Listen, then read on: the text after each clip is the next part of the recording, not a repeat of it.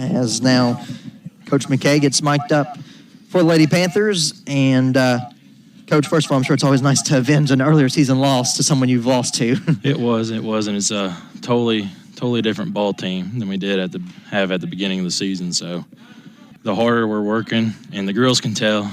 I just told the girls, I said, you can tell the improvement from the beginning of the season. They all shook their head. So.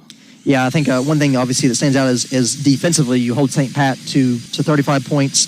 Both of their leading scorers a little under their season averages. Yeah, and that's also something special and that you don't really see a team doing is that we've done it to two teams so far this year who have outscored us 15, 20 points the first time we played them, and then turn around and we hold them to 35. Was it 35? 35, yeah. Yeah, hold them to 35 points. I mean, that's ecstatic, and that's what I'm looking for is a hard defensive team. And it's a grind, and it's a slow game. But right now, that's the game we're playing, and I like it. I like what we're seeing. What I'm seeing. Offensively, it appeared to me you were being, I assume on purpose, very patient with the basketball. Very patient, and when we were patient and we were methodical, we were getting layups, we were getting open shots, we were getting good shots. For the season, I mean, our field goal percentage today, we were 45%, which is on the season we're usually down in the low 30s. So that's something ecstatic. And our free throw percentage again was 80%. So that's something else I love to hit on is free throws. And the girls are starting to make them, and they're starting to take it a little bit more serious in practice. Right, you can tell from the start of the season. Today again, I think for the second straight week, Reagan goes. I believe perfect from the free throw line this week. Yeah, another 6 for 6. Yeah, she's playing really good basketball right now. Her little sister Lacey has stepped up really well for us in her role, and Emma Young had a big day today too. But sitting here looking at that stat line for a 7th grader to have 9 points and 8 rebounds, that's a heck of a stat line.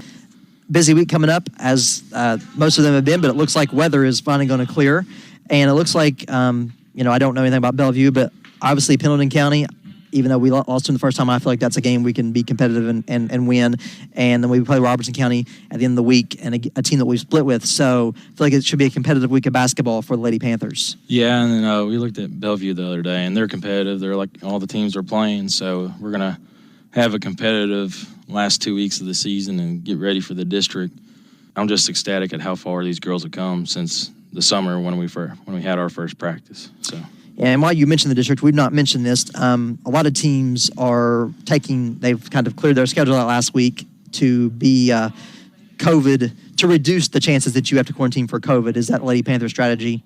Right. Have you cleared your schedule the last week? It's still up in the air a little bit. I'm talking to the AD about it and what he's thinking and trying to get all my assistant coaches' opinions. Because it is a tough call because you hate to go in the district not rusty and no games. It is a tough call. But then we need the experience in games. We're young, but with the way we're playing, we can prepare really well for whoever we draw and make it a game. Make it a game. The worst part is that we're playing at the field house, which I love, but we need some conditioning or something. Yeah, a little bigger floor down at Mason County. Yes, it is. Well, Coach, congratulations on the victory, and we'll see you a few times next week. Thank you. Lady Panther coach Willie McKay following his team's 48-35 victory